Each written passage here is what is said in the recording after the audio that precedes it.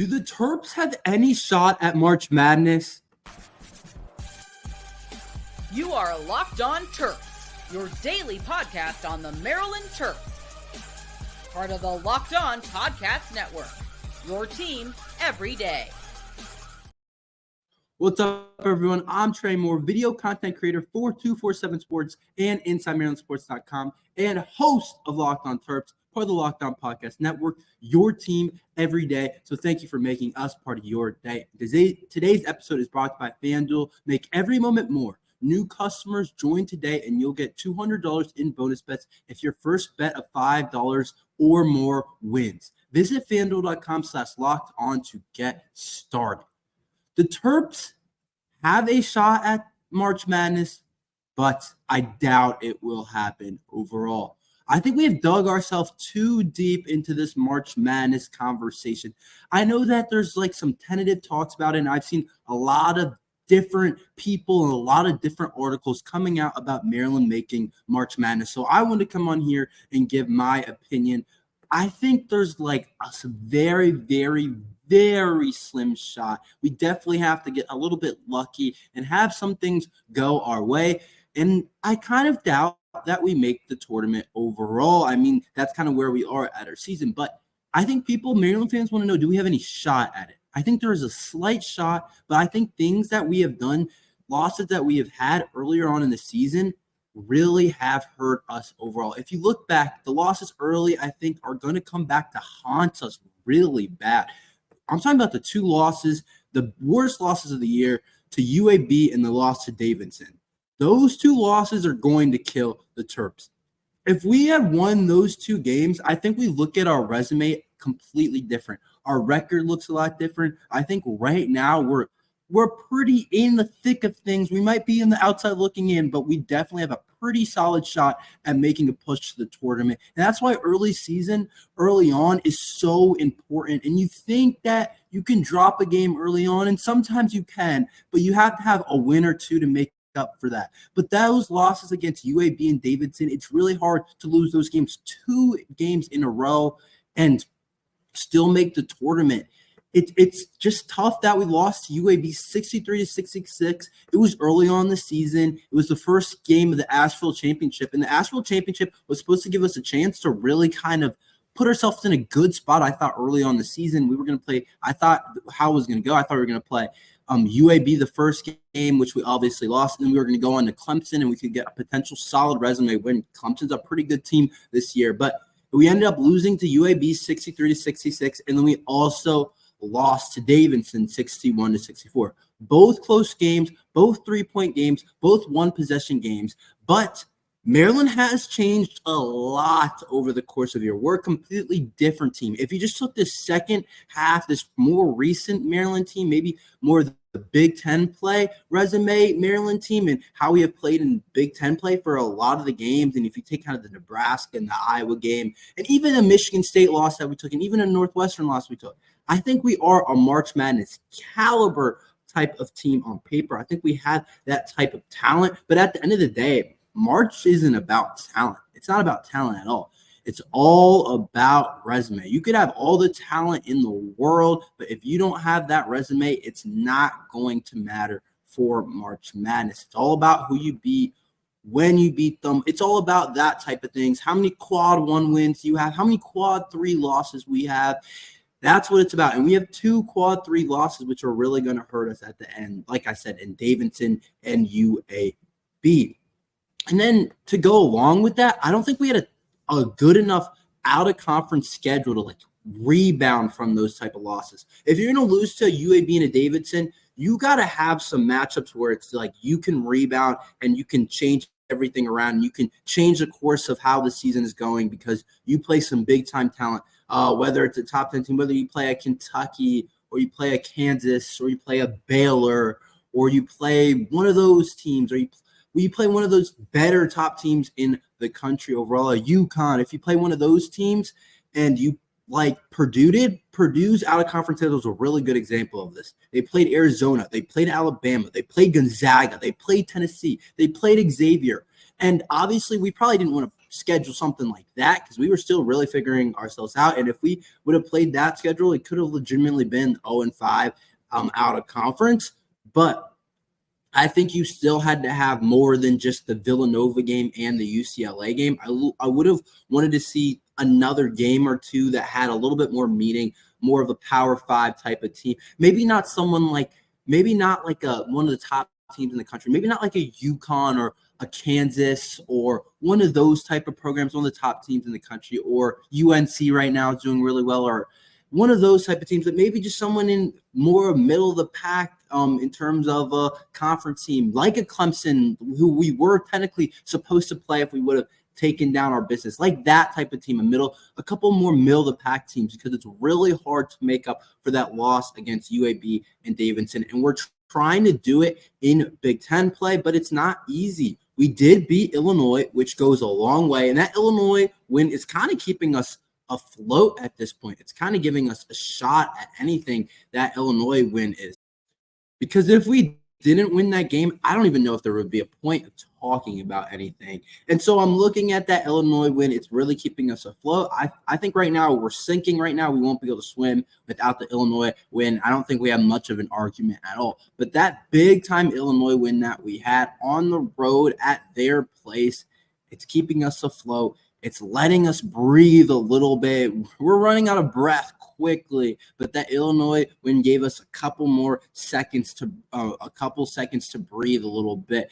But if you look at it, that's not going to be good enough, just beating that Illinois team. We're going to need some other big-time wins. Maryland currently is 5-5 in the Big Ten, middle of the pack, which isn't bad at all. If we beat UAB and Davidson and maybe the Villanova game is closer overall, then you're looking at that and you're saying, we're in a good spot. We're in a good spot out of conference, and we went undefeated out of conference besides the Villanova game. And then you're also looking at it, we're pretty solid in the Big Ten. 5-5 in the Big Ten isn't bad at all. You can make the tournament with 5-5 in the Big Ten with about a 500 record in the Big Ten, but we don't have a good enough resume out of conference. And that goes back to my point that I kind of wish we played maybe a team or two that was a little bit better than what we played, maybe like a SEC opponent, middle of the pack SEC or middle of the pack Big East. But at the same time, the team that we were then was not very good. We have changed a lot. So it's hard to say, like, I'd rather have played a better out of conference schedule, because we also took bad losses to UAB and Davidson for a reason, and a terrible loss to Villanova as well, where we only had like 15 points in the first half. So you look at it and you can't really have it both ways, and you kind of have to move on and say, what can we do now to make it so that we have a shot at things? And I think the rest of the schedule is interesting. We play Michigan State this weekend. I think we have to beat them. We lost already to Michigan State, and now we go to their place and play them. And I think that's a game we must win. I think that's a game we have to win in order to really argue that we deserve a shot in the tournament. I think we have to beat Michigan State overall. I think we have to beat Rutgers for sure. Rutgers is a must win. That would be our next game. And then I also think we have to beat Ohio State. We probably have to beat Iowa. We probably have to go 4-0 in our next four, realistically. And they're all winnable. We already beat Iowa, so we know we can beat them. Ohio State isn't very good. They just lost to Illinois by a good amount. That Ohio State team is struggling in Big Ten play, and Rutgers too. Rutgers isn't that good as well. So if Maryland gets hot and you win 4 in a row against Michigan State, Rutgers, Ohio State, Iowa, you get yourself in the conversation for sure. That would move you to, I think, 9-5 in the Big Ten. If my math is correct, the 9-5 in the Big Ten is 9-5 in the Big Ten. That's very solid. And I don't think that's going to happen, but Maryland for sure seems like they would slip one, whether it's on the road against Michigan State, whether it's against Iowa at home. I don't know, but I think there's some type of shot for us to go 4-0 in our next four with what I've seen with Jamie Kaiser stepping up and Jahari Long stepping up. I think we have a shot at it. I don't know if I look at anyone on that schedule besides Michigan State and Iowa, I guess that you would say is really better than us. I don't say Ohio State and Rutgers are better than us. Those are 2 games we should win. Iowa's going to be a home game, so I would think we should be able to beat Iowa. I think we'll be favored at home against them. Michigan State is the one. So if you go 3-1 in that stretch, maybe you can live, but I think that stretch has to be 4-0. And then And then you get kind of into the big dogs in their schedule, and we play Illinois again, and we also play Wisconsin. So I'm looking at it, you probably have to beat Illinois or Wisconsin. So you got to go 4-0 in your next stretch, which it's not going to be easy to do. And this Maryland team hasn't proven that we're that consistent to be able to win 4 games in a row, especially against a Big Ten opponent. But maybe we can beat Illinois again. Maybe we can beat Wisconsin. I think you have to win one of those. If you beat Wisconsin and then you also win those 4 in a row, and then you go and beat Penn State and Indiana probably, I think you're in a good spot. And that's a lot. That's wishful thinking for sure. And that's what goes back to my point that I doubt that we have really any shot. And then, of course, the Big Ten tournament, who knows what can go on there. You never know. Maybe we could win the tournament. Obviously, that doesn't really happen very much, but you don't know what can happen overall. There's chances, there's games still left for us to play. There's a lot of quad 2 opponents that we play.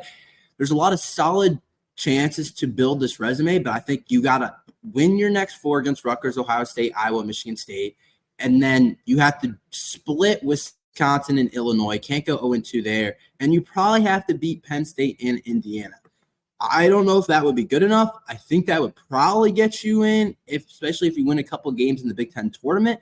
But overall, it's not going to be easy, and I doubt that the Terps can make a March Madness run, but I'm excited to see if they have any shot at doing it.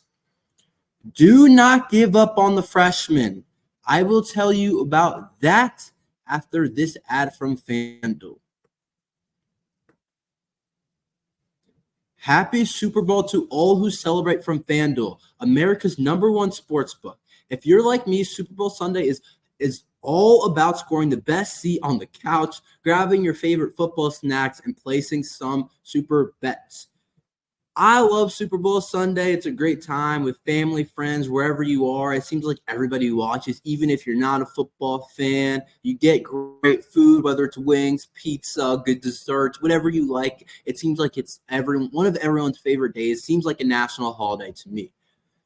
Not only can you bet who will win the Super Bowl 58, but FanDuel also bets for which players will score a touchdown, how many points will be scored, and so much more. New customers join today, and you'll get $200 in bonus bets if your first bet of $5 or more wins. Just visit FanDuel.com/lockedon to sign up. That's FanDuel.com/lockedon. Make every moment more with FanDuel, an official sportsbook of the NFL. Do not underestimate these Maryland freshmen and don't give up on them. I've read many things on Twitter. Honestly, I like to be honest, that have been pretty low on the Maryland basketball freshmen. I've said some things that have said, like, I probably have said things that aren't particularly good about them because they came in as really highly rated guys. Kaiser, DeShawn Harris-Smith, and of course, Jonathan Lamoth. Also, Jonathan Lamoth doesn't play as much.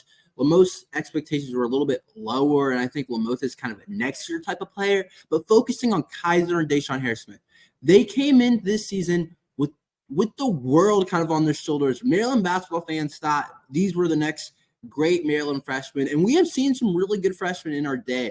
We've seen guys like Kevin Herter. We've seen guys like Anthony Cowan. We've seen guys like Melo Trimble, and we've seen guys like Justin Jackson. Those are just some of the recent guys that we have seen that have turned out to be really great Maryland players, and we've gotten sometimes used to that, like a Jalen Smith or a Diamond Stone, guys that we expect to come in right away and to be really top players. We're no Kentucky or we're no Duke. We're not getting the top recruiting class every single year, but we've kind of gotten used to having like a solid recruit usually in just about every recruiting class that can come in and make an impact. So when we got DeShawn Harris-Smith, who is Mr. Basketball in the state of Virginia and one of the top rated recruits, and a lot of people thought he could be Big Ten Player of the Year, we expect him to come out and kind of dominate. Maybe not dominate, but we expected him to be a big part of the team.